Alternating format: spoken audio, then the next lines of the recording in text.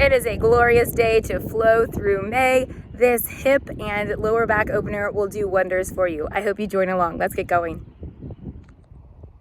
All right, to get started, we are just gonna work on some downward dog. So we're gonna be right here. I'm gonna tuck my shirt in. We're gonna be right here. So to start with downward dog, we're just right here. Start with bent knees, okay? Start with bent knees and really think about your hands first. So my hands are in a good, solid position and I'm pushing away from my hands. All right, I'm trying to get my head as far away from my hands and the ground as possible. Now, one at a time, I'm just gonna gradually lead in to strengthening my legs. This is called a pedal, where you just kind of do one at a time, the other at a time, go back and forth. And once you feel like you're loosening up just a bit, try to work on getting both of your heels down toward the ground and really push back and away from your hands as best as you can. All right? Also push out of your shoulders. You don't want to be collapsing into your shoulders. That's super easy to do. Push out and away from your shoulders as well. Lots of things to think about. I had a really hard time getting this position, but once I got it, it was like, oh, why was it so hard? I don't know. Release into plank from here. Come up into up dog. If you need to drop your legs down on your mat, you can. I like to keep mine off. I feel like I can get a little bit deeper of a stretch. Really open up your chest as you're here. Good. Come back to plank and strong push all the way back up into your downward dog position. Good job. Hold here just a little bit longer. Come back center to your plank. Go back down to your cobra or your up dog right here. And just hold, hold, hold. Good.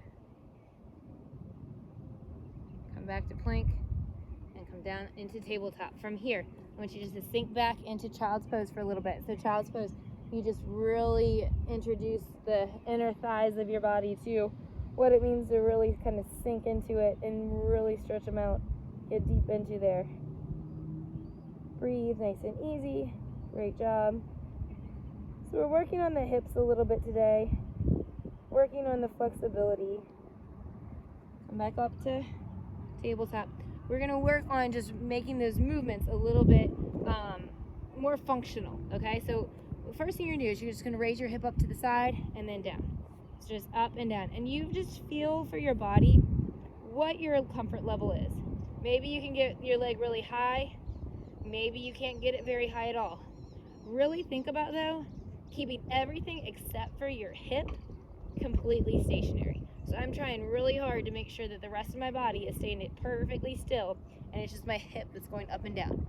All right, let's switch legs. So find your center and go the other way. So again, as I've said in multitude of other videos, you know, one side is not always the same as the other. So you might have one hip that is super flexible and one hip that needs quite a bit of work. Listen to your body. This is a judgment-free zone. Who cares if one hip can go up more as long as you're focusing on it and working on it and aware of it? It's all good. Give me one more here. Good. Okay, so what we're going to do now is try to add in a little bit of circle. So you're going to go up and then around. All right, so it's that same motion that we started with, and then take it around. So keep going. We really are just focusing, again, on solely moving the hip if possible. Up. And you go at your own pace. If I'm going too fast, certainly slow it down. Up and around. Up. Good. So I'm keeping my leg bent. I feel like personally, when I extend my leg out in doing a hip circle, I lose the focus and I lose the tension that I'm hoping to provide. Last one here, and go around. So some people like to go up and then extend all the way out. I feel like that's too cumbersome, sort of. All right, so let's do the other side. So we lift it up and circle around, up and circle around. There it is, up, good, and circle around.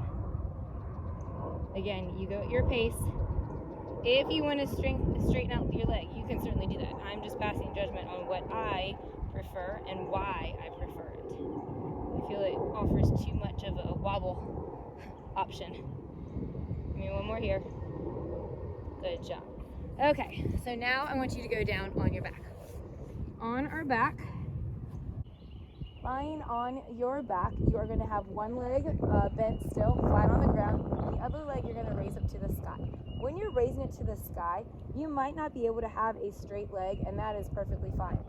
If your leg needs to be a little bit bent, that's okay. If your leg needs to be down here, that is fine too. I have my toes kind of flayed outward, meaning that I am activating my entire leg.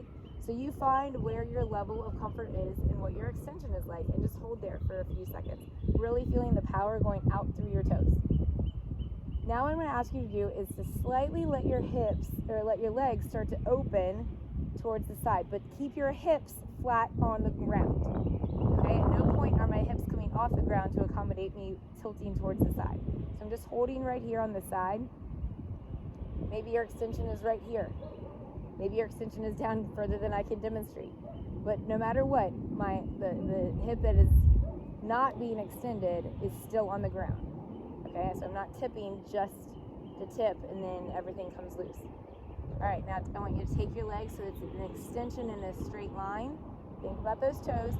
Also, when you're doing this, I can straighten my leg with my lower back still on the ground.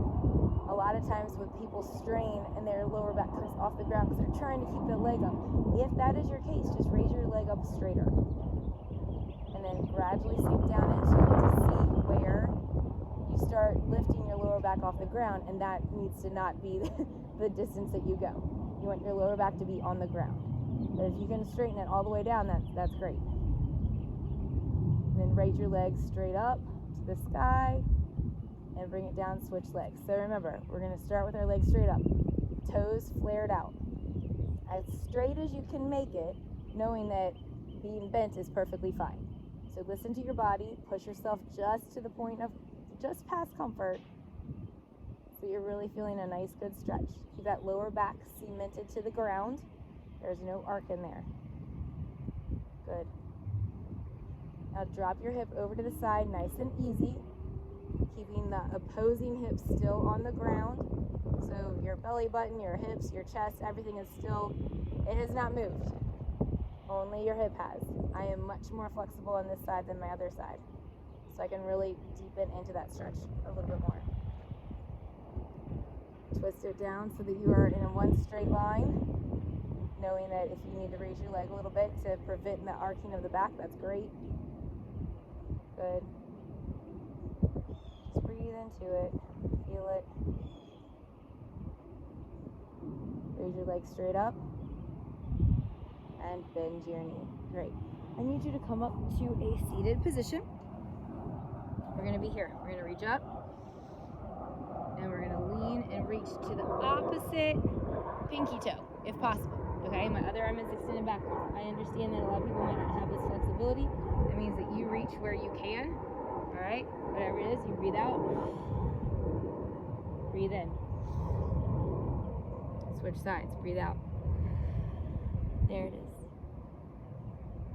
Breathe in. Breathe out. Breathe in. Breathe out. Breathe in. Breathe out. Breathe in. Breathe out. One more each side. Breathe in. Breathe out. Breathe in. And breathe out. Breathe in. Okay, lay back down on your back, and we're going to do one little hip rotation flow. So, put one leg straight up, or as what straight means to you. From here, you're going to gradually drop it down, find your little point, swing it around, and then up. Do it again. Down, swing it around, up, down, swing it around, up, down, swing it around, and up. Give me one more. My hips pop it in all kinds of ways. I'm not sure if that's good. I don't think it is. Last one. Switch legs. and up. Find your balance, find your comfort zone. So as we drop it down to the side, my hips are still staying square. So it's just like a big circle that my heel is making, right? Down, swing it around, and up, down. And listen to your body. If that back starts to arc up, make it less of a circle, less of a rotation. Make your rotation a little bit smaller. Good. Down, swing it around, and up. Now go back to the other side. Put your leg up. Now we're going to reverse it. So we're going to drop the leg down first, swing to the outside, and then pick it up. Here's 2. We're doing 5 each side. Swing it around and up. Here's 3. Swing it around and up. 4. Swing it around and up. And 5. Around and up. Other leg. And that's it, guys. So we go down and around and up. Maybe this was easy for you. Maybe this was super challenging for you. Maybe you decided, hey, you know what? I'm just going to go with the flow for today. Whatever it is, I hope that it has triggered something in you to make you feel a little bit more zestful, a little bit more lively, a little bit more happy with who you are. Give me one more. I think that this is going to be 6, but that's okay. And up. Good job. Put your feet back down. Roll yourself up. And enjoy the rest of this wonderful day. Bye, guys.